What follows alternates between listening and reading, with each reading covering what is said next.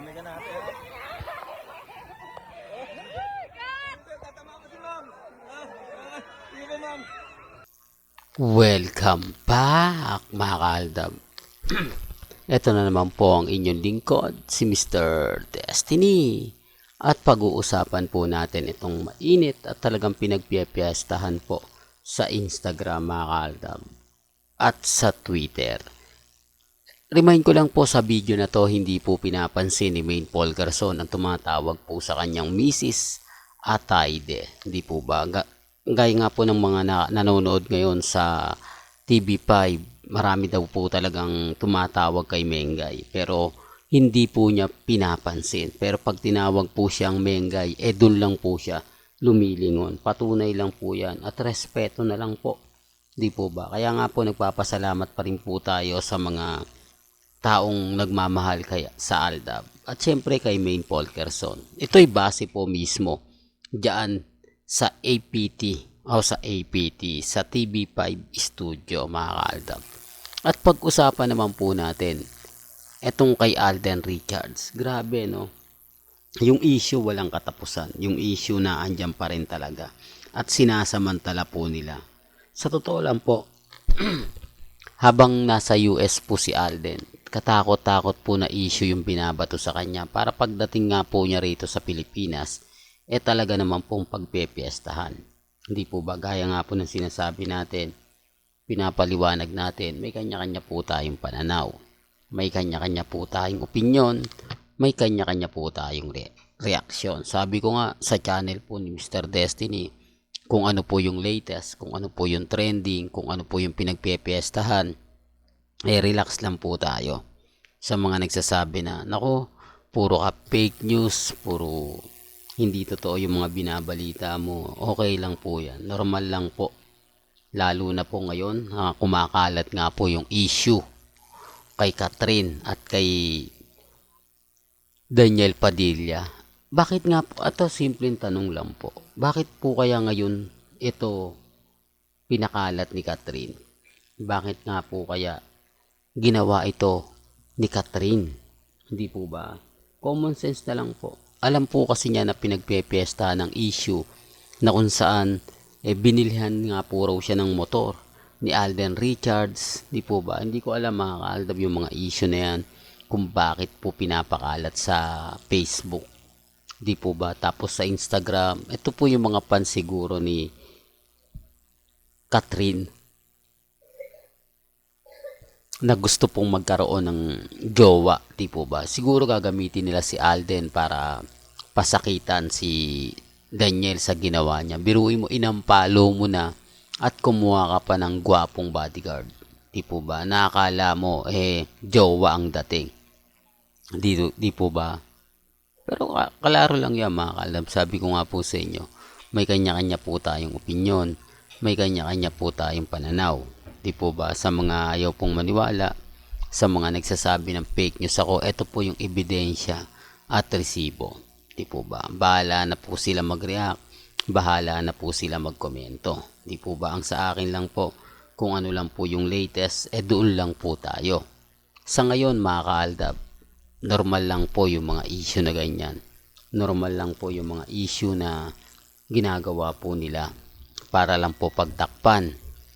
Di po ba? Kaya nga po nagtataka tayo, bakit ngayon po kaya ito pinakalat? Anong rason kung bakit ngayon lang po inampalo ni Catherine? Dahil nga po ba sa issue kay Alden? Di po ba? Dahil pinagpepiestahan ng mga vlogger si Alden Richards at si Catherine. Sinabi ko na po sa inyo yan, binigyan ko na po kayo ng update. Yung ibang komento hindi pumapabor sa akin. Sabi nga po nila, Mr. Destiny, wag na natin pag-usapan yan. Kumbaga, hayaan na lang natin. Para lang po sa kaalaman po ng lahat. Marami kasi nagtatanong, ano nga po bang totoo, Mr. Destiny? Kaya nga po yung mga baguhan at dumadaan sa channel natin na sinasabing liligawan po ni Alden Richards si Catherine, wag po kayong maniniwala doon. Hindi naman po si Alden para patulan yung mga ganyang issue. Pansin nyo po ba nung in-interview si Alden Richards ni Tony Gonzaga, Di po ba? Hindi niya sinabi yung salitang yon. Kasi alam po natin at hindi naman lingid sa inyong kaalaman na si Alden Richards at si Maine Mendoza ang totoo pong may relasyon. Di po ba? Ebidensya at resibo, itong mga video na to o yung mga yung masabi natin na matagal na yan. Hindi po ba? Kumbaga nasa baul na talaga siya, hinalungkat pa po natin. Kaya nga po yung iba nagsasabi na matagal na yan Mr. Destiny, 2015 pa yan o 2016 pa yan. Pero sabi ko nga po sa inyo, dito lang po kasi kami makapagbibigay ng resibo. Dito lang po kasi kami makapagsasabi na may relasyon sila Mengay at si Alden. Di po ba? Kasi part na po ito ng tapos na yung tipong wala na po ito sa TV o wala na po ito sa live, hindi na po ito sa loob ng Eat Bulaga. Ito'y personal na po nila. Di po ba? Pero gaya na sinabi natin, nakikita nyo naman po at 101% bakas na bakas naman po. Di po ba? Kaya lang syempre mga kaaldab, ang daming reaksyon, ang daming komento na matagal na yan. Wala naman po sinasabi na bago yan. Di po ba? Lahat po ng mga throwback na pinapakita ko, lahat po yun matagal na. Lahat po yun masasabi natin luma na, pero ang kagandahan po doon yung katotohanan at hindi ko po siya inedit. Wala po akong binago ni isa, wala po tayong pinalitan ni isa. Lahat po ng mga nakita ninyo, napanood ninyo, 101% legit po yun. Yan ang isa sa kagandahan po sa channel ni Mr. Destiny. Yan ang isa sa kagandahan sa mga pinapakita natin at mga pinapaliwanag natin. Di po ba? Taliwas po sa mga nagsasabi ng ganito, nagsasabi ng ganon. Di po ba? Ang importante lang naman po mga kaaldab, kung ano po yung pananaw po ninyo sa mga nagsasabing walang relasyon at hindi nagkaroon ng relasyon si Alden Richards at si Maine Mendoza. Ito po yung mga ebidensya at resibo ko. Sa mga baguhan pa lang po, pupunta lang po kayo dito, mas marami pa po kayong makikita. Yung mga hindi nyo po napanood ng 2015, 2016, 2017, 2018, hanggang 2020, dito may kita nyo. Wala po akong binago, hindi po ako nag-edit. At ang pinapakita ko, totoong post po nila. Kaya lang mga ito yung mga binura na po nila. Para nga po walang ebidensya at walang resibo. Pero hawak po natin. Sabi ko nga po sa inyo, kung sakasakali magkakaroon ng demandahan, remind ko lang po, lahat ng ebidensya at resibo ilalabas po namin. Siguro naman po kakatigan po kami.